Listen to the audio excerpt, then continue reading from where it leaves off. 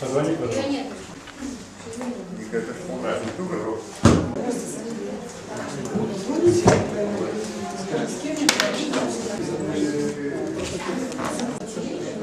Так.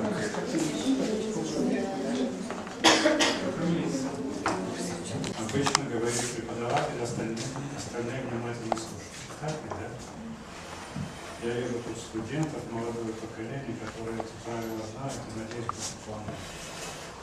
Сегодня у нас первое занятие организационное в этом учебном году. Занятие, которое мы проводим в рамках, я прошу это запомнить, Центра образовательной деятельности МАГАРИФ, что означает, по-моему, просвещение, конечно. Что означает просвещение, и нашей целью является получение знаний, распространение знаний о нашей национальной жизни, об истории, о культуре нашего народа, знаний в первую очередь языка. Сегодня я расскажу о том, что мы сделали очень коротко. Сейчас должен подъехать Хаким Кадымович, я ему звонил, он на подъезде. Мы проведем этот ритуал, мы его поздравим с юбилеем. Сегодня также планируется, я бы хотел представить преподавателей, к сожалению, не все подошли. И в заключении мы с вами договоримся о том, какие занятия будут уже на следующей неделе. Вот. То есть выстроим расписание, определимся с преподавателями. Да, и сегодня же я хотел, если это у нас получится, но я вижу, у нас состав не очень большой, избрать общественный совет Центра образовательной деятельности. Кто работает или обучается в ВУЗе, тот знает, что во всех учебных заведениях, высших учебных заведениях существуют ученые советы, но для нас таким аналогом может быть общественный совет Центра МАГАРИФ.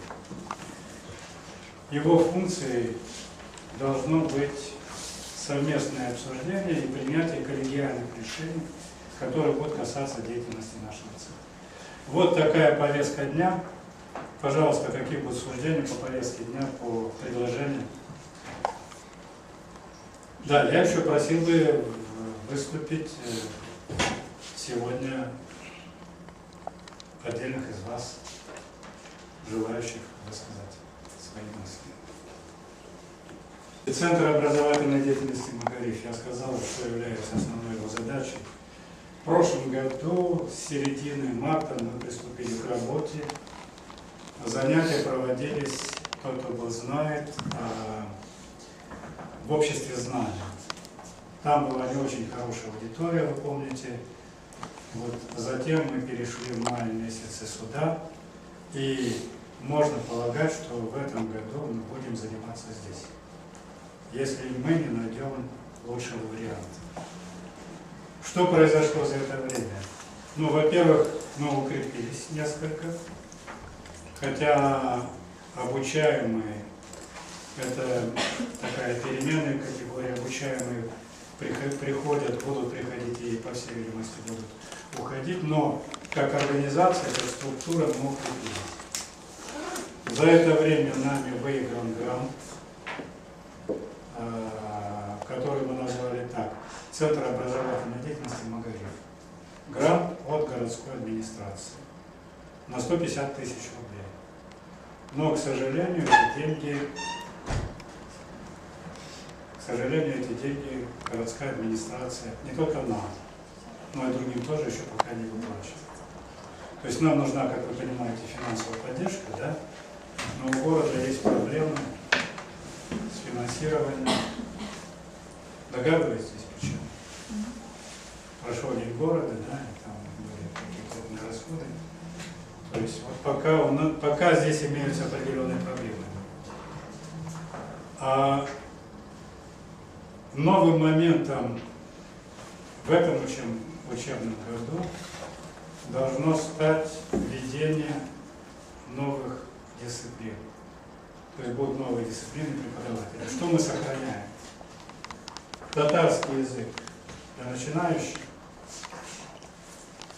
татарский язык развивающий обучение. Будет введена дисциплина татарская литература,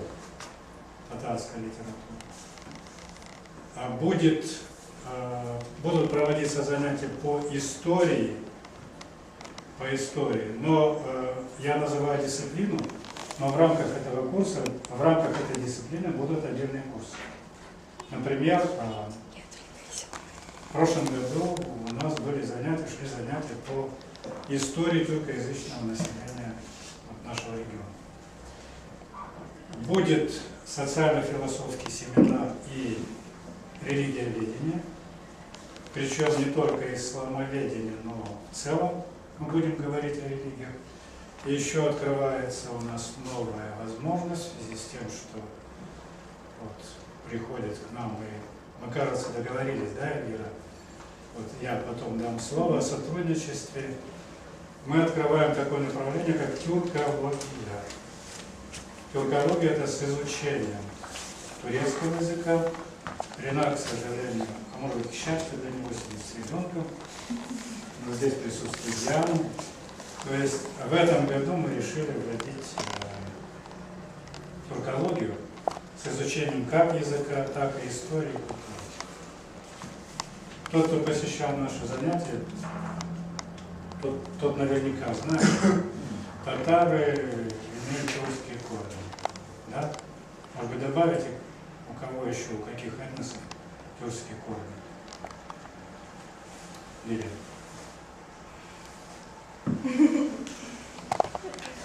Башкиры, азербайджанцы, чуваши, алтайцы, да.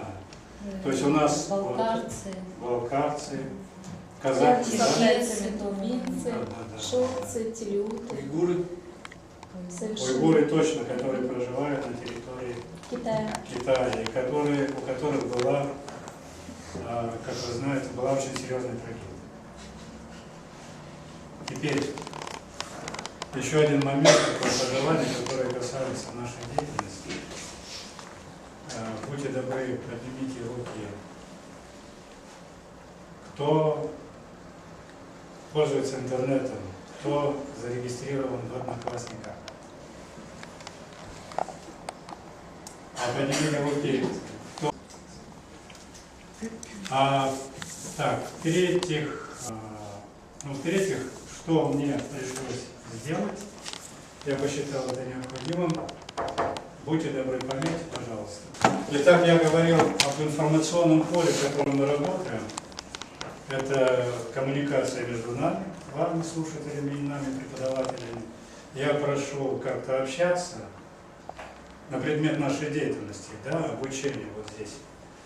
Татарский язык, газета, которая будет выходить, и Динара, она выступит и, наверное, расскажет о нашей работе совместно.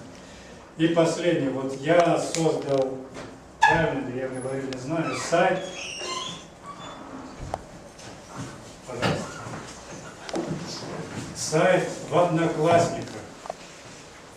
Будьте добры, запишите, потому что там я выставляю объявления, и там уже намечены, реализуются интересные темы. Сайт так и называется «Магариф-просвещение». Значение этого слова, я ждал, конечно, объяснения Дианы, но она сегодня какая-то отвлеченность. Магариф – это просвещение, это всем понятно, да? Вот. И сайт так и называется «Магариф-просвещение». Прошу зарегистрироваться. Я там администратор, сокращенно я подписываюсь АДМ ЛШ. Перед этим я ставлю с уважением ЛШ АДМ. Но персонально это я. Кому будет удобно, я вас вообще приглашаю в гости. Вы знаете, как это делается на странице сайта. Зайдите и посмотрите. Мы познакомимся. Поскольку меня, кстати, в этом плане просвещают наши ребята. Я недавно стал пользоваться, освоил интернет. Вот, поскольку я администратор, оказывается, у меня есть право тоже просматривать. Так ведь, да? Поэтому я тоже к новичкам захожу. И у меня есть друзья по сайту. И вот прекрасная у нас Рима Назырова, она мой друг, и она претендует тут на получение определенного приза. Еще буквально 20... Шубоев инаугурировали, это знают все. Что вы? Где моя это? Сейчас вы меня заставили. Может, надо список пишите. Вот отсюда надо переписать. Каким кодом? Мы потеряли известность с тобой. А каким кодом мы сейчас все знаем? Не поставьте меня в неудобное положение. Я его представлю. Так, ну тогда о себе, кто меня не знает. Я потом при преподавателе буду представлять. Шугуров Ленор Мудьевич, кандидат философских наук, доцент. Сейчас докторант в настоящее время. Читаю курсы в ВУЗе, такие как философия, история философии науки, для тех, кто желает сдать кандидатский экзамен. Читал курс религиоведения, читал 100-часовой курс по истории ислама в Омском классическом университете, курс менеджмента вел, работал в вузах города, агрополитех, ну, там коммерческие вузы, и в Московском государственном университете. У меня был семестровый курс, это вообще осталось в памяти. Потом представится преподаватель, я им дам слово, но это вот просто потому, что вопрос поступил. Галима Шкурова, кто он? Ну, конечно, она не родственница. Конечно, что. Галима Шугурова дальняя родственница, вообще говоря, но я его не имел, конечно, мы не имели близкого общения, но имею как бы право, ну, такое, говорить, что... Так, в том, что касается сайта, заключение, потом мы сделаем такую небольшую паузу. Вот этот сайт Магариф в Одноклассниках, Магариф просвещения, он подчиняется полностью целям и задачам нашей деятельности. Я там открыл свою тему и призываю, Диана открыла свою тему, призываю других преподавателей, вот, ну, сегодня у нас будет такое небольшое совещание, тоже открыть свою тему. Консультации, советы, рекомендации специалиста по. Себе я написал специалиста по философии и религиоведению. Гульнара, отчество забыл. Наримановна напишет, наверное, специалиста по истории. Так, напишет специалиста по тюркологии, да? Динара Баширова, один из наших лидеров, учредил приз в 2 номинациях за самую, по-моему, интересную тему и приз активному участнику. В качестве приза объявляются билеты на мероприятия. Пригласительные билеты на концертные мероприятия, на концертные развлекательные мероприятия. Да, то есть у нас они проводятся, и вы можете получить, но сейчас первым претендентом является Рима Назырова. Перевод дают за редким исключением. Я даю всегда переводы. Да? Существительные, прилагательные. Давай, да. Вы же специалисты, преподаватели. Чего вы участвуете? Ну, я критику воспринимаю, стараюсь исправиться, но так много дел, и все мои дела вот здесь с вами. Так, сделаем перерыв, точнее отступление от нашей официальной части. Я хотел начать с выражения личных чувств в адрес Хакима Кадымовича. мы с ним стали заниматься общественной деятельностью, связанной с жизнью нашей нации здесь, в Омской области. Я был первым руководителем, когда не было автономии, да? Но вот вы правильно сказали, татары, башкиры, это тюркские народы, мы создали татаро-башкирский культурный центр. Я был первым руководителем. Была учреждена региональная татарская национальная культурная автономия Маданият. Вот. Первым руководителем является Хаким Кадымович Садыков, который очень много сил отдал вот этому делу, но меняются условия для работы. То есть, конечно, мы находились в ситуации, когда нам не хватало ресурсов, но я знаю, что Хаким Кадымович совершенно искренне, добросовестно выполнял свой общественный долг. К тому же он известный юрист, очень сильный адвокат. Мне пришлось по его приглашению принимать участие в каком-то деле, о котором я скажу отдельно кому-нибудь, кто мне задаст вопрос. Я знаю, кто мне может задать вопрос. Диана точно не задаст. Увидел высокий профессионализм. Сейчас у нас сейчас новые руководители региональной татарской национальной культурной автономии. Действует городская автономия параллельно вместе с нами. Вот, там имеются определенные проблемы взаимодействия, но я думаю, жизнь, она все равно нас соединит, потому что мы единый народ, единая нация. В связи с тем, что у Хакима Кадымовича был юбилей недавно, он по знаку Лев, так же, как и я, но на 2 года младше. Вот мы от региональной автономии хотели ему сделать, поздравить и хотели ему сделать подарок. Так, Диана, будь добра.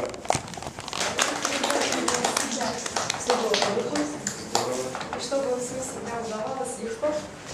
И пусть все, вот, что будет стоять на столе, сопутствует вашему успеху в жизни. Можно заглянуть? Можно. О, ну здорово. Уверение же погодите, да? Хаким Кадымович, если бы не я, Да, это все благодаря но идея. Хаким Әфәнде, юбилейгіз құтлы булсын. Тілейбіз бәхет кенә, сөендерсін һәрбер көнің, шатлыклар килеп кенә. Йөрәкләрдән чыккан назлы сүзләр, күңелләрдә булган саф хисләр, озын гомер, якты матур тормыш, безнең сезгә әйтер теләкләр.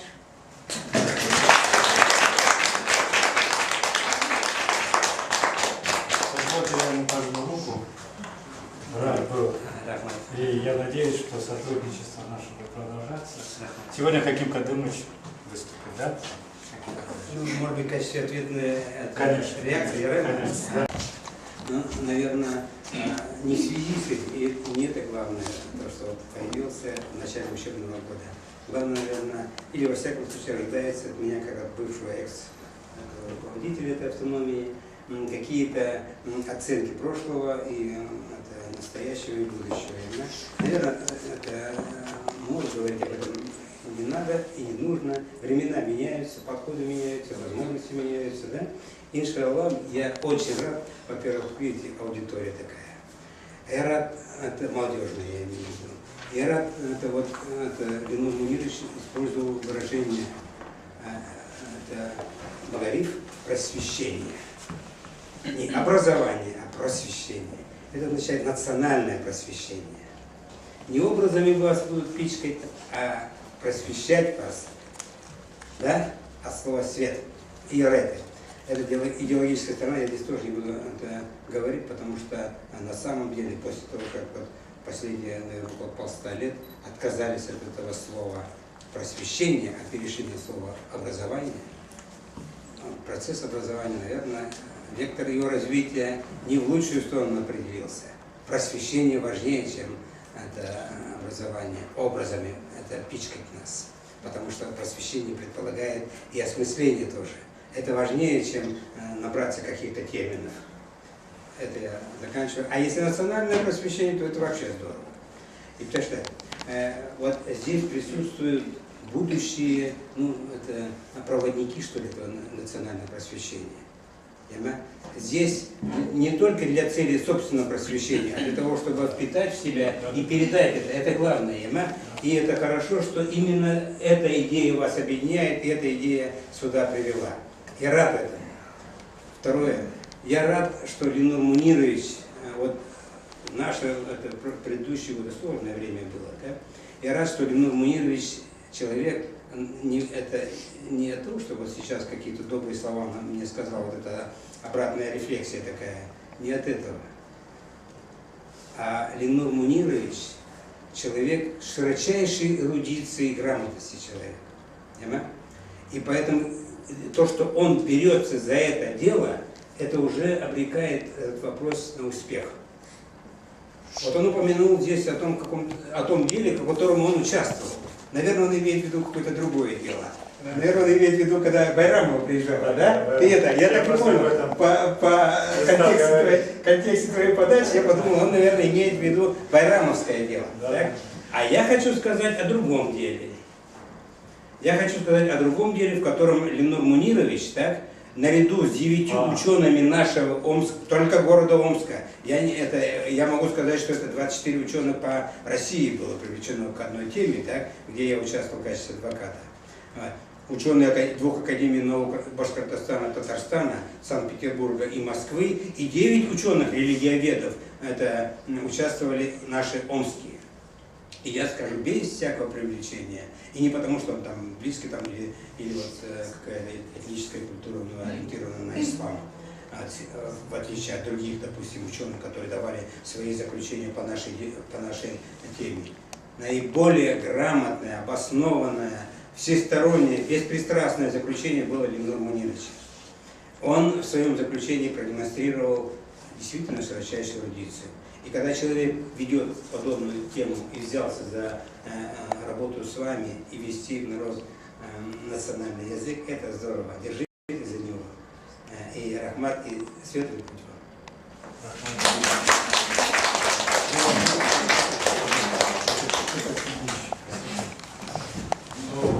Я думаю, что цели достигаются тогда, когда все соединяют усилия. Конечно, лидеры формально, неформальные должны быть. И у нас есть и формальные лидеры, которые тоже сейчас великолепно себя проявляют, я имею в виду наших руководителей областной автономии.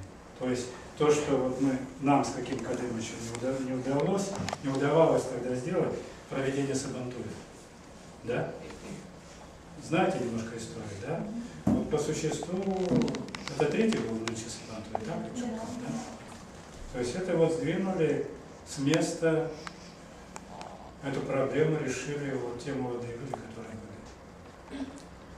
Но и второе, вот Хаким Кадымович, конечно, правильно понял мои намерения, и нашу основную мысль, которая заключается в том, что я так полагаю, в том, что на основе знаний, не предрассудков и заблуждений, и образов, которые иногда вводят в наше сознание, чтобы нас сбить, только на основе знаний, научных знаний, мы можем правильно определиться в этом мире. Сами, как отдельные индивиды и в целом, как народ. Вот это положено будет в основу нашей деятельности. И поэтому я, как руководитель образовательного центра, я вступил в контакт, и мы привлекаем преподавателей, в качестве преподавателей тех, которые имеют соответствующий диплом. Людей, которые достигли своей практической образовательной деятельности такого, ну, скажем так, хорошего уровня. Вот, да. Я, наверное, попрошу их высказаться, да, в любом порядке, в любой последовательности. Но те, которые в прошлом году были, о себе сказать два слова. Ну и сказать о том, какие планы и намерения они имеют. Так, Меня зовут Диана, фамилия Единякова, отчество Фаридовна. Теперь я хочу познакомиться с вами. Давайте с первой парты начнем. Скажите, как вас зовут, где вы учитесь или работаете, и что вы хотите от нашей общественной группы? Меня зовут Мадина Спакова, я учусь в медицинской академии, и я случайно узнала об этой организации, и, как бы, можно сказать, я полный чайник в татарском языке. Ну, как понимать, частично понимаю, я хочу просто для себя научиться разговаривать, потому что иногда стыдно даже становится, знакомишься с людьми и понимаешь, что ты не знаешь языка, а они знают. Просто хочется эту должность справить. То есть вы будете ходить на татарский язык, да? Да, ну, я не знала, что еще дополнительно какие-то есть предметы изучаются, и меня это заинтересовало, я еще думаю. Дальше. Я Давид, учусь в МГУ, хочу научиться разговаривать на родном языке. А факультет какой у вас? Компьютерных наук? Какой? Компьютерных наук. Нам нужны компьютерные гении. Очень-очень. Дальше у нас преподаватель сидит. Меня зовут Руслан, я работаю инженер-конструктор. Я хотел бы выучить татарский язык, и побольше общаться в татарском обществе. Меня зовут Мусара, я учусь в медколледже и финансово-экономическом институте. Ну, так как я татарка, хотелось познать свой родной язык. А вы хотите на развивающую группу или начинающую? Начинающий, я Меня зовут Лилия Миргалеева, я работаю в проектной организации инженера. Тоже то же самое, соединяюсь. Все, что говорили. Присоединиться к группе продолжающих по татарскому, потому что базовое образование у меня есть, но надо подкреплять, потому что татарский уже деградировал у меня. Но кроме этого, Эльвира знает турецкий. И специалист этой области, да? Да, стараюсь. Здравствуйте, зовут меня Диана. Учусь в институте сервиса, 4-й курс. Татарский знаю плохо, разговариваю на бытовом уровне, поэтому хочу учиться, научиться, и надеюсь, меня научат. Вот. Ну, а еще турецкий интересно было бы изучить. В общем, в принципе, все. У нас Диана, еще капитан команды Чак-Чак. Это было не обязательно говорить. Почему это обязательно? Да, ребята, Кто всех хочет? ждем в команду КВН, кто хочет. Я должна знать свои. Татарский именно язык, чтобы разговаривать на татарском, ставить все шутки, все миниатюры, все, что было на татарском. Поэтому Будут для этого выступать нужно... по Первому каналу, и все будет на татарском. Вау! Вы должны знать татарский. Обучалась в Ульяновской средней школе, поэтому базовое татарское образование у меня есть. Татар-тыльное адабиятны нам преподавали. Но хотела бы для себя ходить в развивающее обучение. Очень приятно. Саитова Гульнас, работаю бухгалтером, но я как бы хотела больше практики по татарскому, чтобы разговаривать. Понимать и понимаю, разговаривать сложно пока. Я работаю в Русском педагогическом колледже номер 4 и в педагогическом университете старшим преподавателем. Ну, для меня язык, конечно, я разговариваю на бытовом уровне, хотелось бы знать язык, а именно вот говорят о литературе, проблема читать на татарском языке, потому что в прошлом году ездили в Казань, много литературы, а прочитать проблема. И хотелось бы, конечно, знать именно правила построения вот именно татарского языка. Это очень сложно, это связано с сознанием. Меня зовут Зарина Измайлова, я учусь в педагогическом институте на 5-м курсе. Татарский язык понимаю, разговариваю свободно, но не знаю алфавита. Допустим, у меня отдельные буквы, допустим, я вам не скажу. А так я понимаю и разговариваю. Так я хотела бы на развивающее обучение больше. Здравствуйте, меня зовут Сыгатова Лилия, учусь в политехе. Вот, и хотелось бы научиться татарскому языку, потому что хотелось бы знать секреты родителей.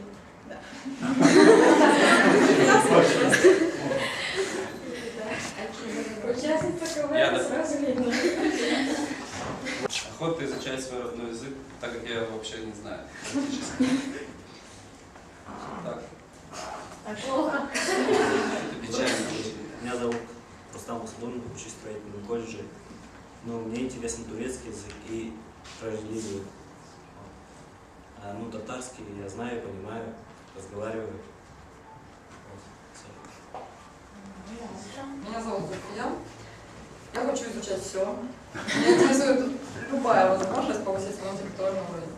Мы уже работали вместе, Да. мы общались. Так, Лилия. Меня зовут Владимира Лилия, я работаю в Центре технической монетизации. В прошлом году я ходила на курсы с самого начала, получается, с середины марта. Мне очень нравится, на самом деле, всем рекомендую ходить на эти курсы. Они повышают уровень эрудиции человека. Для себя я бы хотела, в принципе. Мне нравится, чем преподаватели наши, они действительно очень грамотные, очень хорошо ведут. Я вам говорю, что я не студент, ну, человек, который посещал уже эти курсы. Но для себя придумал дальше развивающий татарский язык, турецкий язык. На арабском тоже будет. Пенсионерка Исламия Исхаковна. Конечно, народный бытовой язык я знаю. Мы дома говорим, допустим, с мужем. Но хотелось бы грамоте, никто нас не учил, нас никогда. Учились в русской школе с 1 класса. Поэтому литературный язык мы не знаем. Но я вот хотела еще спросить вопрос. Здесь будете преподавать, ну, как бы литературный, грамотный, или вот сибирский? Я вот сибирских татар не понимаю. Они совсем иначе говорят. А поэтому такой казанский литературный язык. Вот поэтому. Ну, в основном, наверное, у меня дочь будет ходить, он сидит. А я пришла просто узнать, что к чему. Ясно. На разведку. Дальше наши руководители. Нет, мы оставим, реально, да? У меня просто относительно... Татарский знаю достаточно хорошо и хотела бы учить турецкий. Мне просто стало интересно. Я Вахидзам, я на пенсии. Мы работали уже. Нет, не работаю. Здесь. Я дома работаю. Нет, вы к нам приходили. Я уже ходила сюда. Ну, в смысле, занимались. Татарский я вообще и могу читать, потому что я в районе там до 4 класса на татарском языке по телевизии. А потом с 5 класса работаю. Тоже татарский язык. Хочу арабский язык. Я поясню в отношении арабского. Маратовый. Маратовый, скажите, представьтесь. Аксакал. Да. По-татарски Маратовый. Пенсионер, пенсияда алтын чаял. Эшлим, темір эшлим. Тағы нәрсе айтып, татар тілін, китап оқып білем көбірек. Чөнки соңғы еллар бұлар аралашып булмый татарлар белән бик әз. Сезгә дә киңәш бирәм, китап укыгыз, кычкырып укыгыз. Ху, тағы нәрсе айтып. Очень приятно. Очень приятно со всеми вами познакомиться. Буду ждать вас на уроке татарского языка и литературы. И последний, поднимите, пожалуйста, руки, кто будет на начинающую группу ходить. Этот курс мы будем начинать с букв. Спасибо большое. Теперь кто на развивающий?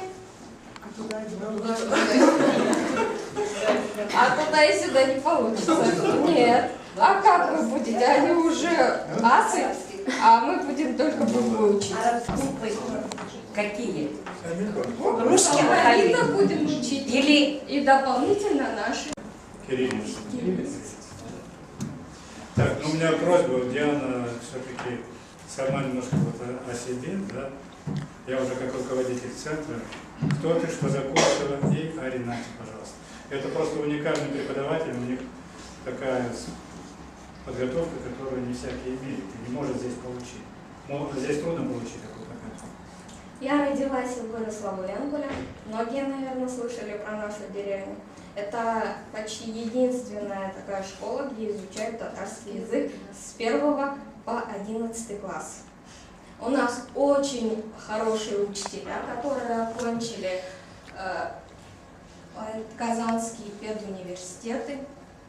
Это как Мухаммедшина Лейляпа, наверное, слышали про нее многие. Моя классная руководительница. Потом Латыпова Венерапа, вторая наша учительница. А еще более такие пожилые, это Мухаммедшина Речиапа. Вот. Моя тетя. Это очень хорошие преподаватели, которые вот у нас вот любовь к татарскому языку и литературе вот привили они нам с детства. Это если бы не они, то мы также и разговаривали наверное, на сибирском и не учили, ничего не знали. Я до сих пор не могу забыть, как Ляляпа приехала, я пришла в 5 класс, она только окончила, в пединститут приехала и разговаривала с нами только на казанском. А мы сидели, рты открыли и думали, что она говорит. После сибирского, после наших ц, ч, ее ищ, для нас это было что-то такое сногсшибательное. Как нужно так красиво разговаривать? Приехала, я окончила там 11 класс, всегда хотела быть учительницей. Не знаю, мечта такая была. Но поступила здесь в техникум лесомолочный. Знаете, наверное, поселок Солнечный. Но вот эта тяга, она не прошла. После окончания техникума мне предложили ехать по направлению в Казань. Там Татарский государственный гуманитарный институт. Он сейчас присоединился с пединститутом и сейчас педагогический гуманитарий. И там отучилась 5 лет в этом институте, вышла замуж, жили там и все-таки домой тянет. Муж Очень преподаватель нашего тянет. центра. Да, муж у меня тоже преподаватель с нашего даже института, только с разных факультетов. У нас там также было, не только мы татарский изучали, но и восточные языки. То есть возможность была изучать турецкий, персидский и арабский. У меня группа была татарский и арабский. А наши 2 девушки, которые тоже там же учились, они изучали персидский. Диана Это- теперь о муже говорит. Даже Бахина Нуранья, может, кто-нибудь знает, одна из девушек. А вторая – это Сафарметова Гульнар. Вот 2 девушки, которые также со мной окончили. А мужа у меня зовут Замалеев Ренат Мисагитович. У него факультет по изучению английского, арабского, и он окончил лицей тюркский. То есть владеет свободно этими языками. Номер 25 города Омска. Учитель высшей категории. Задавалось очень много вопросов, мы поднимали разные проблемы. В этом году я планирую с октября по май выстроить уже целый курс по истории тюркоязычного населения Западной Сибири. Проводиться он будет, видимо, после уроков татарского языка. Правильно? Мы расписание сейчас, Расписание наверное, мы обговорим. утвердим. Если будут желающие ко мне ходить, я вас прошу, я вас жду, добро пожаловать. Я хотела бы узнать, есть у вас какие-то познания по этой теме? Потому что ваши вопросы помогут мне составить сейчас структуру курса. Кто-нибудь что-нибудь знает про татар Сибири, про тюркоязычное население народов Сибири? То есть я беру ту территорию, где мы с вами живем. В прошлом году, кстати говоря, мы проводили параллель еще и с поволжскими татарами. Говорили об однокультурном взаимодействии татар Сибири и поволжских татар. Насколько они родственны, один это народ или это разные совершенно народы. То есть вот такие вопросы поднимали. Почему там государство не сохранилось в лице Республики Татарстан? Почему у нас оно не сохранилось? Хотя у нас были древние государства, тюркские, на нашей территории. Древнее, чем Волжская Булгария, скажем. Есть люди у нас, знающие историю нашего народа? Есть. Ну вот я вижу специалисты по сибирским татарам. Не знаю сейчас, насколько, Рави, занимаешься ты этим. Может быть, уже не занимаешься, но тем не менее. Еще кто-то знает что-то? Вот хотя бы термин У меня татар. есть общая картина. Ну, общая картина того, откуда появились тюркские народности. Но, в частности, мне очень интересно про Западную Сибирь, потому что я так именно Западную Сибирь не рассматривала. Я так понимаю, кроме татар, мы еще, наверное, коснемся и казахов, и Конечно. откуда появились здесь. Тюркоязычных народов очень много на самом деле, и наш народ, татары, он в русле всех тюркских народов развивался. И вы знаете прекрасно, что на сегодняшний день на земле нет ни одного чистого народа, а каждый народ состоит из целой группы этносов, то есть народов. Естественно, в процессе исторического развития они ассимилировались, и вот на сегодняшний день мы имеем то, что столько народов, столько национальностей. А среди татар сколько выделяется, скажите мне, пожалуйста. Крымские, казанские, еще какие-то астраханские, крымские. Вот это уже более дробное деление. На сегодняшний день 4 группы выделяют. Это казанские татары, крымские татары, астраханские татары, сибирские татары. Вот целая группа. 4 основных народа. Естественно, они все между собой устроены. Ну что, О себе. Статус, уровень. Я же представилась уже, что я преподаватель лицея, я веду историю, обществознания, право, экономику, социологию в нашем лицее, поскольку у нас лицей, профильное образование, работаю в старших классах, в средних классах, учитель высшей категории, методист первой категории, участвовал в различных конкурсах, например, учитель года. Ребенок у меня, мальчик уже в 10 класс пошел, определяемся с будущей профессией. Ну, что еще сказать, закончил Омский государственный университет, наш исторический факультет. Вот и с тех пор работала в Омске постоянно. Спрашивайте. Так, пожалуйста, вопросы. Я рассказала наш будущий слушатель, я хочу знать все. Действительно, надо знать о своем народе как можно больше, потому что мы с вами, наше поколение, это носители нашего сознания, и от нас зависит, насколько мы сохраним свой этнос. Будем ли мы сплоченными, или мы растворимся среди других народов, ассимилируем. Так что я вас призываю, приходите. Так, из преподавателей, потом слово руководителям. Да. Так, Эльвира, пожалуйста. Ну, я просто поясню Эльвиру, вот ты представляешь, в связи с тем, что у нас появилось здесь планы, намерения ввести такое направление, то есть приобщить вас к такой области знаний, как тюрководение. Вот сейчас мы просто обсуждаем, что можно в этой сфере сделать в плане просвещения. Это специалист в данной области. И, кстати, Хаким Кадымович принял участие в судьбе Эльвиры. Эльвира скажет. Да, в моем становлении как специалиста. Это кратко. Для начала хочу рассказать, даже не рассказать, а зачитать вам такое стихотворение. Случайно наткнулась в интернете. Сегодня копалась в татарской поэзии. Ну, стихотворение о татарской культуре, но на русском языке. Автор стихотворения Харисова Л.А. К сожалению, не знаю, кто такая, но стихотворение очень интересное.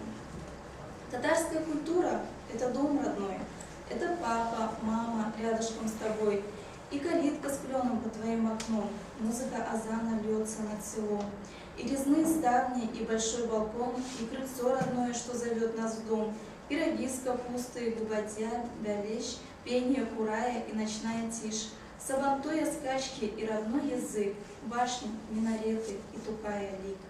Это все культура, это предков зов, это смех и радость, и реальность снов. Вот. Это эпилог такой.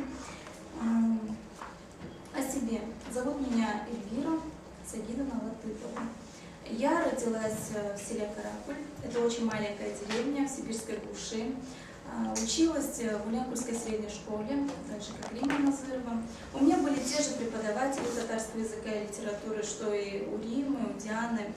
То есть татарский язык и татарская культура как бы с детства нам прививались. Далее, после 11 класса, решила я уехать из Омской области. Этому, в частности, поспособствовала реклама одного университета, Международный Казахско-турецкий университет. Он находится в Республике Казахстан, Южно-Казахстанская область, город Туркестан. Если кто представляет, это недалеко от Алматы и Ташкента. Ташкент это уже Узбекистан. Ну, недалеко от Алматы, там всего-то пару тысяч километров. Вот, город маленький, исторический. Каким образом я решила туда уехать? Где-то в середине 11 класса пришла информация, что можно уехать на бесплатное обучение в такой-то университет, исторически интересный маленький городок. Мне это стало интересно, я поехала. Изначально я думала поступать на исторический факультет, потому что люблю историю. Ну так, как хобби просто, ну, серьезно как бы еще не вникала.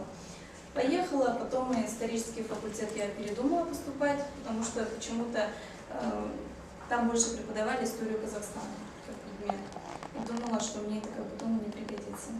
И стала я поступать в международные отношения. Международные отношения — это очень интересно. Там можно знать все, ничего как бы обо всем и все о немногом. Вот такая система преподавания там была. Изучение было много чего интересного, и кафедра у меня оказалась полностью турецкая. Это значит, что все преподаватели, они приехали из республики Турция, из Турецкой республики, и с первого курса обучение велось на турецком языке. Сразу скажу, что я не преподаватель, я больше практик. То есть у меня специалист в области международных отношений, но турецкий я изучила, как говорится, на практике. Сидела и головой билась об книгу, потому что надо зачеты сдавать, надо экзамены сдавать. Вот, и таким образом выучила.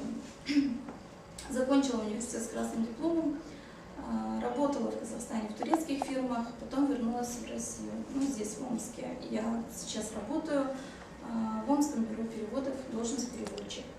Перевожу с русского на иностранный, с иностранных на русский язык. Вот это коротко. Про тюркологию что хочу сказать. Тюркология — это не менее интересно, чем история. Тюркология охватывает не только татар, но и очень-очень много других народностей и народов, скажем так. Например, наверное, мало кто из вас знает, что уйгуры, которые живут в Китае, о которых у нас уже речь заходила, вот сядет напротив меня уйгур, я буду на татарском говорить, он, причем на любом татарском, на казахском, на сибирском, а он будет на своем уйгурском. Мы будем прекрасно друг друга понимать. Вам интересно, почему это так получается? Мне кажется, это должно быть интересно, да? Вот об этом может рассказать тюркология.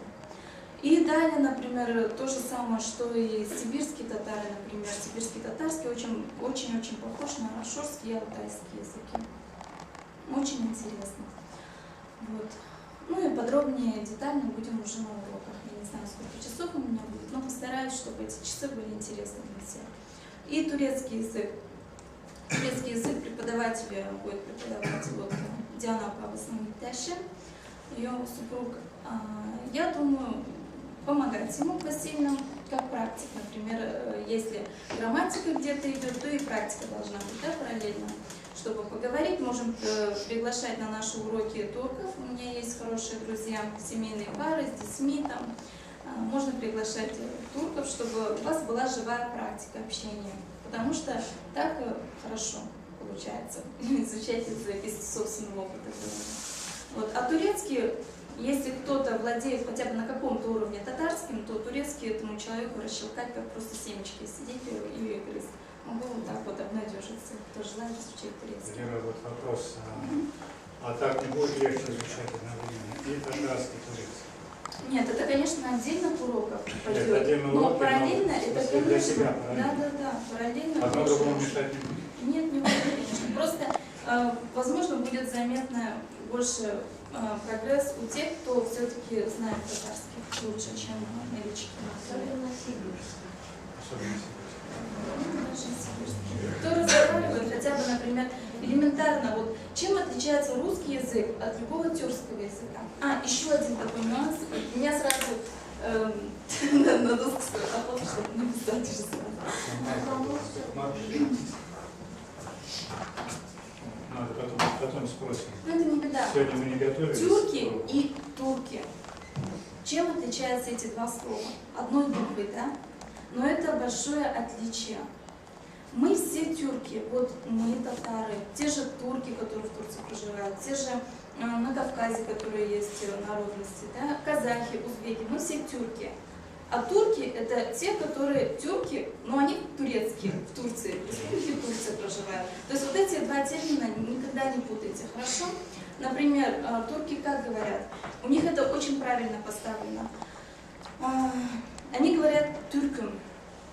Тюркам. То есть это значит я турок, да? Если, например, меня спросят, я скажу да. Ben тюркам, я турок, я не турчанка скажу, просто я турок. Я принадлежу к тюркам, я имею в виду по-русски. А они будут говорить, например, татар тюркы, казах тюркы, узбек тюркы. Это значит узбекский турок, татарский турок. Но имеется в виду тюрк, опять-таки. Все мы тюрки. Вот такая вещь есть изначально, чтобы не путали. А язык турецкий – это искусственно созданный язык после становления Турецкой Республики в 1923 году. Создавали язык, сперва там арабская письменность была, да, это очень было сложно с точки зрения просвещения, потому что высшие слои общества могли изучать в медресе и так далее, в разных университетах, а простые люди, они оставались неграмотными. Вот поэтому турецкий язык перевели на латиницу и стали больше вводить слов чисто тюркских, но не арабских. Арабские стали более вытеснять, чтобы получился простой язык, которому могли бы обучиться простые люди, дети в школах и так далее. И поэтому еще огромный плюс, можно турецкий легко изучить, потому что он очень схематичен. И еще отличие русского языка и турецкого, вообще тюркского любого, откуда мы пришли, это то, что, например, элементарное правило любого нашего языка. Это то, что у нас, например, глагол в конце стоит, да? Если, например, русским гражданам начинаешь преподавать турецкий или любой даже татарский, есть такие люди, которые изучают татарский, среди русских, конечно, им это трудно, потому что они привыкли к строю предложения русского языка. И им трудно втолковать, что в татарском, например, или в турецком глагол всегда в конце стоит. И как переводчик я вам могу сказать, например, если приедет министр Турции и будет рассказывать свою речь, одно предложение он построит, которое будет состоять из одного огромного абзаца. Я как переводчик не смогу сразу перевести этот большой текст только из-за того, что я не знаю, какой он глагол употребит в конце предложения. Вот такие особенности и нюансы. Если есть еще кто желающий консультироваться по иностранным языкам, любым можете обращаться. У нас в бюро очень много умных специалистов, я могу к любому подойти и спросить все, что угодно. То есть с немецким, английским тоже. Как переводчик могу помочь. Спасибо за внимание.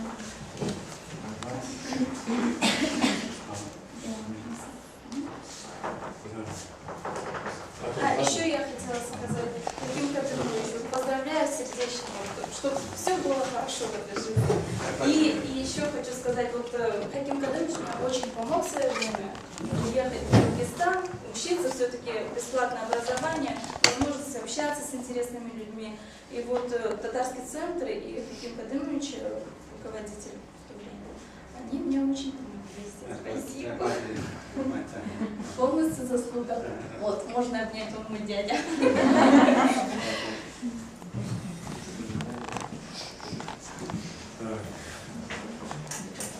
В заключение я планировал, вот когда планировал, я предполагал, что выступят руководители. Давайте дадим слово нашему руководителю, да, который представляет организацию РТМК. И потом дадим слово желающим, руководителю и преподавателю. Зовут меня Динара Маратовна Баширова. Может, некоторые знают по организации концертов, молодежь, возможно, по организации дискотек. В общем, а сейчас я занимаю такую должность. Мы начали создавать в рамках региональной татарской национальной культурной автономии новую газету, которая называется «Татарсуйза». Раскрою секрет, в общем, мы ее замыслили как вообще Сибирсуйза, как бы слово Сибири, но в итоге как бы с руководством утвердили название Татарсуйза. Но, несмотря на это, она, в общем-то, на 60% будет и печатается на русском языке, что, в общем-то, что более доступно и прочитать, и, как говорится, информацию поднести.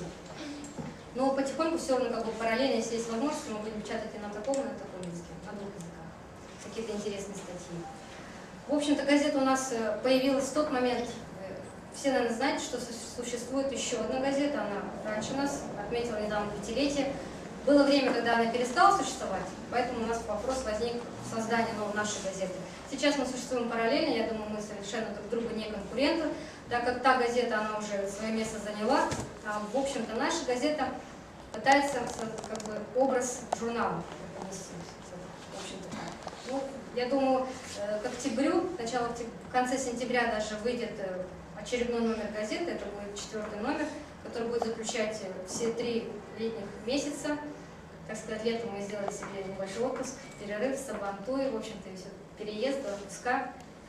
Такой заключительный номер выйдет, в общем-то, в конце сентября, иншаллах. Что еще хочу сказать? Газета у нас получается как бы просветительского плана. Что прошло вроде, да, то мы и пишем.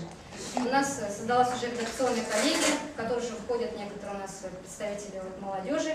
Кстати, мы приглашаем, кто желает, у кого какие интересные мысли. Может любой из вас желающих вести какую-то рубрику непосредственно интересную для него и которую бы он хотел преподнести вот для всех татар. В общем-то, газета она ориентирована на Татарской области, распространяется по всей области, по всем 5 районам. В каждом районе у нас есть свои модераторы.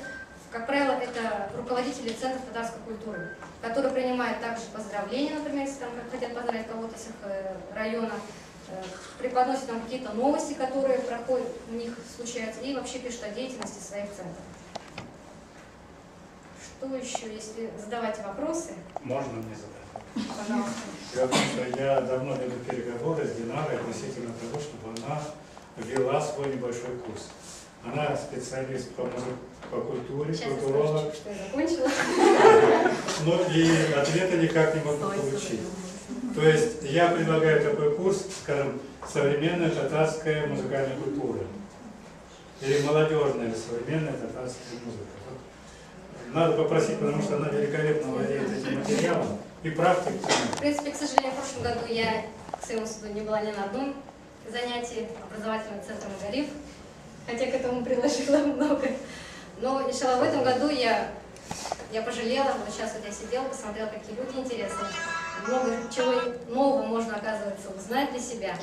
И, в общем-то, мне, в принципе, захотелось, как специалисту в своей области, что-то подготовить, какой-то курс. Но я думаю, еще немножко я подумаю, и в зависимости от ваших предложений, возможно, какой-то вот родится спецкурс, возможно. Но, в общем, я специалист, я закончила. Вообще я торчанка. Родилась и выросла в Таре, закончила 11 классов и переехала в город Омск. Поступила в Омский музыкально-педагогический колледж, который на Безачакина. И вот с 96-го года, как я приехала в Омск, я начала так потихонечку втекать, вникать, вот посредством Пурихана Сыбыра. Мы с ним как-то познакомились. Потом я в жизни региональной татарской национальной культурной автономии тоже участвовала, так можно сказать, если сказать, под руководством Хакима Кадымовича, Халили Кадымовича. Помню все наши собрания, но я так очень скромненько сидела в уголку, ничего не сдавала, ничего не спрашивала, только тихо, молча все это впитывала, вникала информацию. И почему мне казалось то, что вот появление этих организаций, дискотек для молодежи, что именно татары, которые по области там, приезжали из деревень сюда учиться в город Омск, была, оказывается, необходимость где-то встречаться вот в одном месте, общаться, знакомиться. Почему как бы у нас возникли такие вот необходимости? Пока вот татарские вечера какие-то, потом уже более такие организованные дискотеки, ночные дискотеки, вечерние. Хотя, конечно, было много проблем, но сейчас тоже еще утверждается, когда будут дискотеки, где, в каком это, как сказать, в каком виде. То есть от ночных дискотек я вот для себя уже отказалась конкретно. Но вот с помощью наших активистов, я думаю, молодежного клуба, мы будем все-таки создавать такие культурные. Я не сказала, что ночные у нас были бескультурные. У нас, в принципе, порядок, все дисциплину поддерживались. Но более такие просветительские, ознакомительные мероприятия. Вот типа я знаю, что у нас в октябре готовится осенний бал.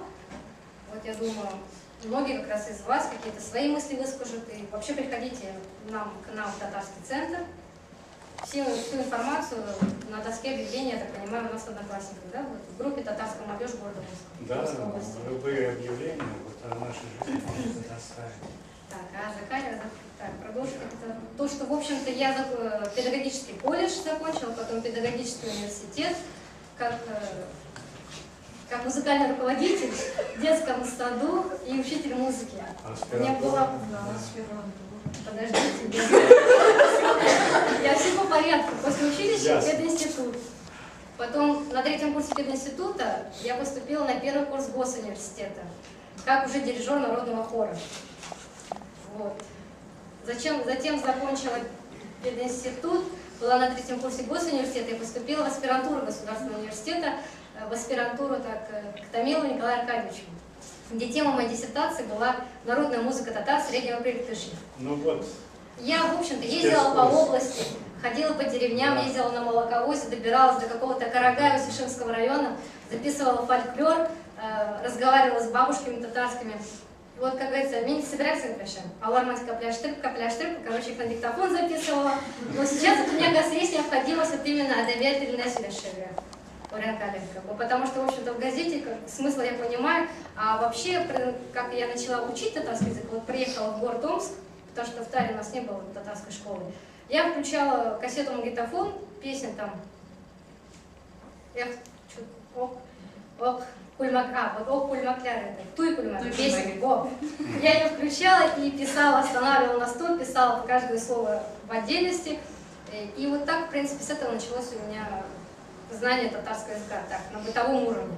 Так что вот профессионалы будем обучаться, с удовольствием ходить на ваши Один из методов изучения иностранного да, кстати, языка. вот, да, я учила татарский как иностранный, получается. Можно порекомендовать, в принципе, как, или можно на каких-то моих спецкурсах будет дополнительно то, что как изучение это только прибавляет и расширяет. Вот все песни, так приезжают артисты, когда приглашаешь на концерт, они говорят, мы не понимаем казанский язык.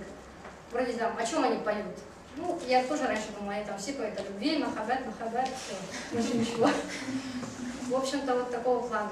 И стало интереснее, как говорится, многообразнее. Я думаю, вот с такой вот нашей командой во главе с Ленуром Мунировичем мы только, да, конечно, мы только идем алга, как говорится. Назад пути нет. Я боюсь, что я свою докторскую тоже не допишу, занимаюсь кандидатом стал уже давно, а вот Хаким Кадымович мне дает советы, я всегда с ним советуюсь. Но времени действительно это много отвлекает. Вы поймите наше положение, проблем много, я сейчас не скажу. Но давайте в заключение попросим все-таки. Динара отличный специалист. И вот то, о чем она говорила, да, о музыкальной культуре нашего народа, мы это можем услышать. Именно от нее. Возможно, да, это как бы будет народный фольклор, в контексте как бы параллели какие-то сводить с современной музыкальной культурой. Артистов обсуждать, например, да, их творчество, там, что-то как-то. Ну и, конечно, почаще ходить на концерты. И к тому же она учредитель приза, так что заходите на сайт Магариф Просвещения. Кстати, возможно, Рима и выиграет свой приз, если иншалла, вот у нас в октябре-ноябре Гузалия Руазова, это ее любимая певица, так что у нее есть хороший стимул, а вас, как говорится, составить ей конкуренцию. Рахмат. Виктор Рахмат. Исполнительный директор региональной татарской национальной культурной автономии Омской области. Пожалуйста. Несмотря на то, что я являюсь исполнительным директором, я буду вместе с вами ходить сюда и обучаться. Ничему вас учить не буду. Меня зовут Чулпан Рафиковна Шихова. У меня особое отношение к своему родному языку. Дело в том, что так получилось, выйдя замуж за татарина, я уехала далеко в русское поселение. И как-то так сложилось, что не разговаривала я на родном языке, не общалась с людьми на родном языке. И начала происходить какая-то такая, как сказать правильно, не деградация, а что-то вот, я не знаю, ни песни, ни что, ну все как-то все ушло на нет. И спустя некоторое время, всего лишь года 2 назад, я начала очень сильно заниматься своей жизнью и в плане вот начала больше говорить, читать книги на татарском. Вы знаете, родной язык – это таинство. Это то, что дает нам силу изнутри. И когда мы понимаем свой язык, когда тебе приятно слышать, как ты сама говоришь на родном языке, это помогает, это дает силы. Это облагораживает, это вот настолько прекрасно. И вы знаете, я даже вам завидую в том, что у вас все это впереди. Потому что база у меня есть. Я родилась в деревне Каракуль, откуда я Эльвира. Выросла я в Ульяновле. Училась у тех же преподавателей, практически у всех, которых назвали. И немножко волнуюсь. Так сложилось, что год назад мы с Динарой общались долгое время, хотя она и старая. Год назад я пришла к ней на работу. Мы с ней очень много беседовали. И наша беседа закончилась в 11:30 ночи. Я ехала домой и думаю, какая же классная жизнь. Она общается с татарами, она живет среди них, живя в большом русском городе, да? Так считается, это и так есть. И мне захотелось, вот я до этого не верила, что мысли материальны. Сейчас моя работа заканчивается чуть ли не 11:30 зачастую, если какие-то грандиозные мероприятия. На самом деле я живу жизнью татар, и рядом со мной прекрасные ребята, и я практически со всеми говорю на татарском языке, плюс ко всему меня понимают русские, и часто говорю с русскими на татарском. Понимаете, это прекрасно, когда ты заражаешь тем, что ты любишь свой язык. Если я еду в маршрутке, зазвонил телефон, и на проводе мой знакомый или знакомая на татарском, ну, человек татарин, да, то есть я обязательно говорю на родном языке. Это не неуважение к другой нации, это любовь к своему языку. Это то, что мне нравится, это то, что мне дает жизнь.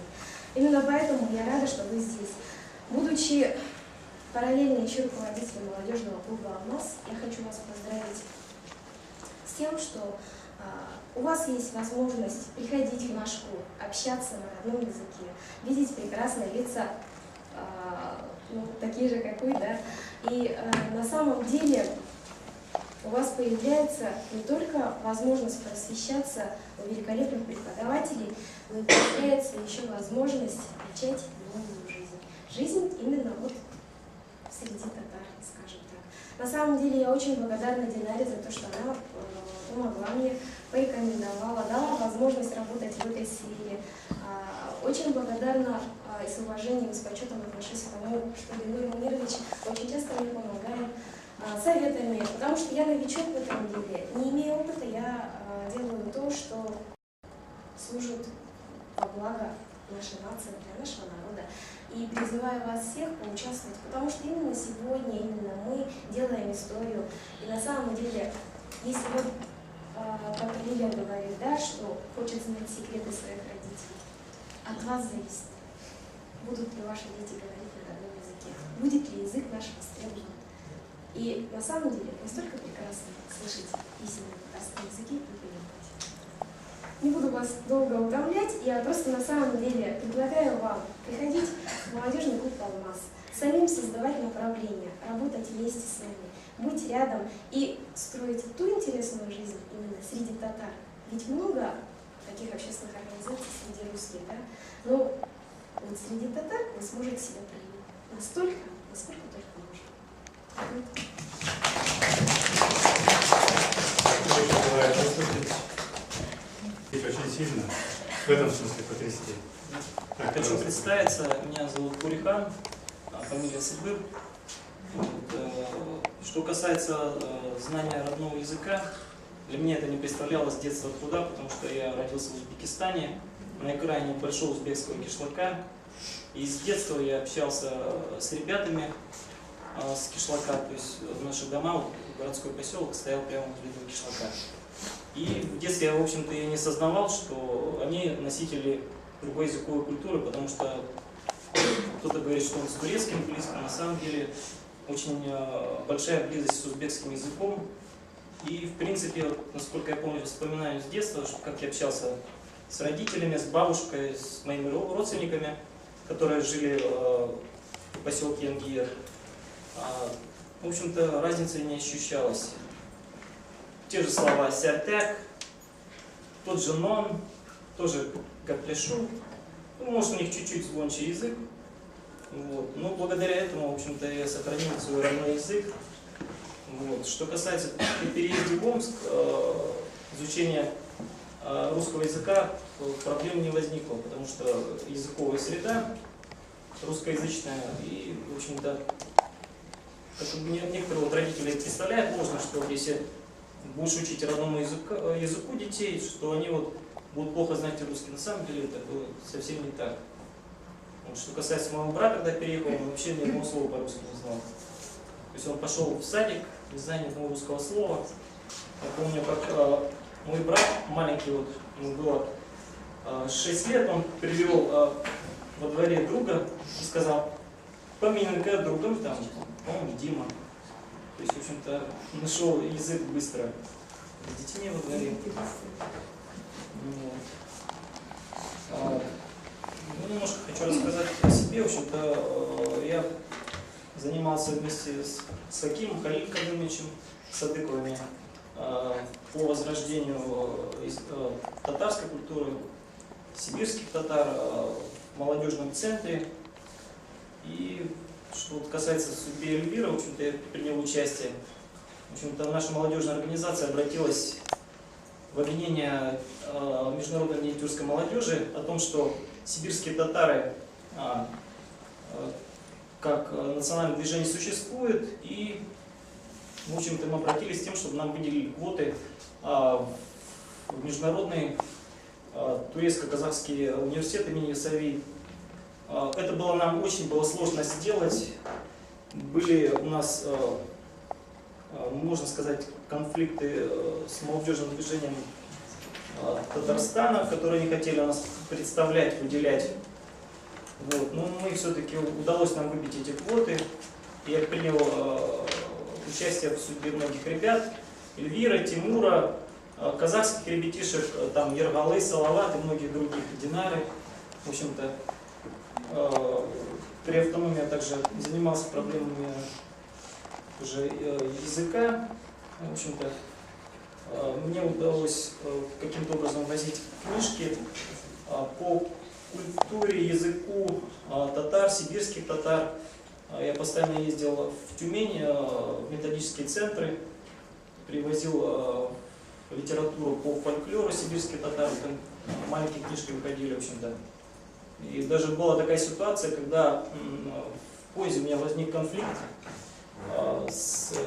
вместе ехали людьми, они меня приняли за сектанта. То есть у меня были вот эти баулы с книжками, вот, за, там, не знаю, белый братья или еще кто-то, в общем-то.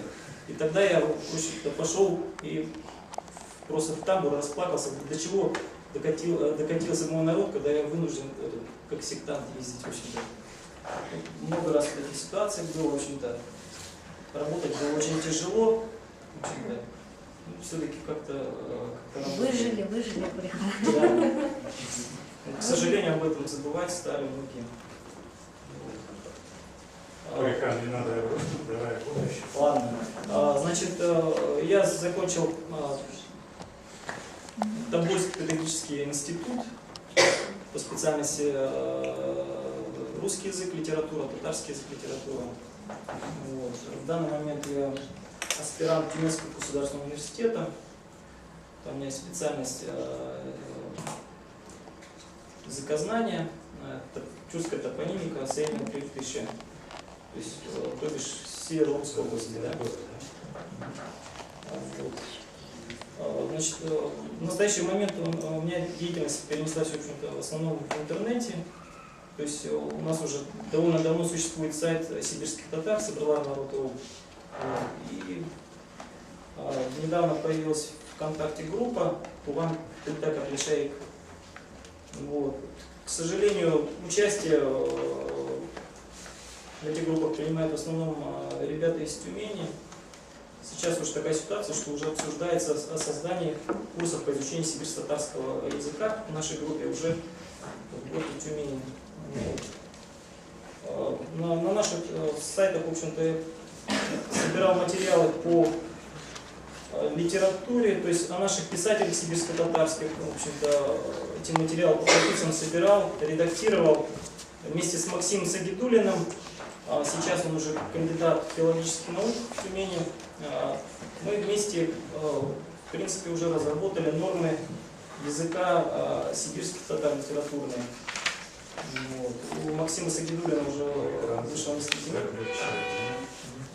Вот. В общем-то, если будет желание Центра Макарив и наших учащихся, в общем-то, могу проводить курсы по истории языка сибирских татар, в принципе, по культуре сибирских татар, в общем-то, если будет такое желание.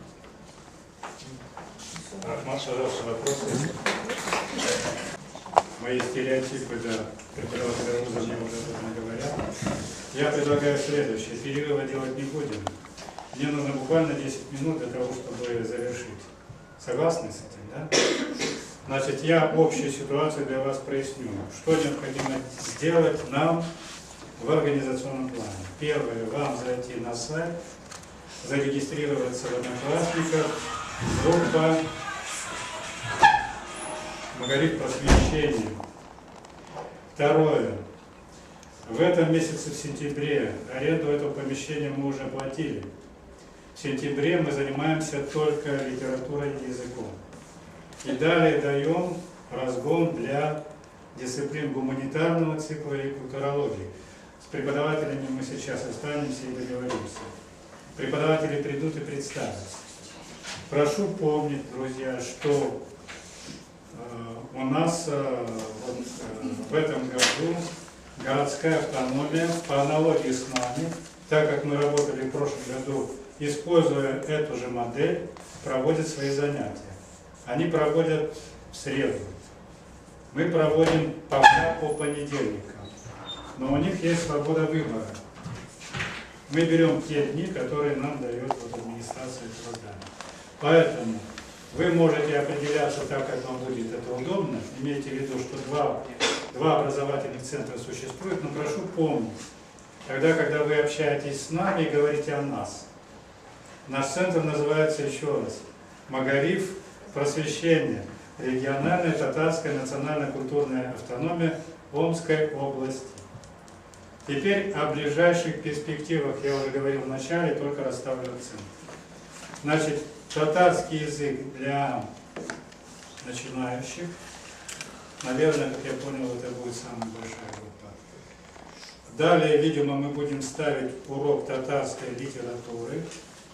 Это вот следующее занятие 21 и 28. Потом татарский язык, развивающий обучение.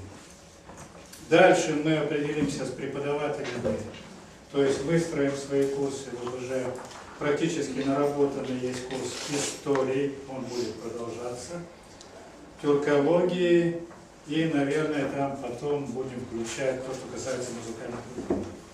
По проблемам. Основная проблема – это аренда помещения.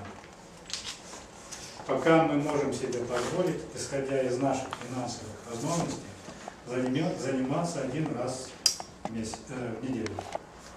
Либо понедельник, ну пока понедельник, потом, возможно, среда. Значит, дальше я лично, как руководитель, ставил вопрос перед нашими руководителями РТНК относительно того, чтобы отдельные программы нам сделать платные. Но не для нас, как вы понимаете. Допустим, тюркский язык и турецкий язык. 5 групп наши, 5 человек наши в группу и 5 человек, ну неважно кто там, кто пожелает, возможно, казахи, если вы будете не против. Но нам такая финансовая, как бы такая подпитка, она необходима для того, чтобы хотя бы закрыть вопрос аренды. Я вам говорил о том, что деньги на грант, к сожалению, еще пока не поступили. Шрейдер должен выйти из отпуска, и, может быть, будет принято решение.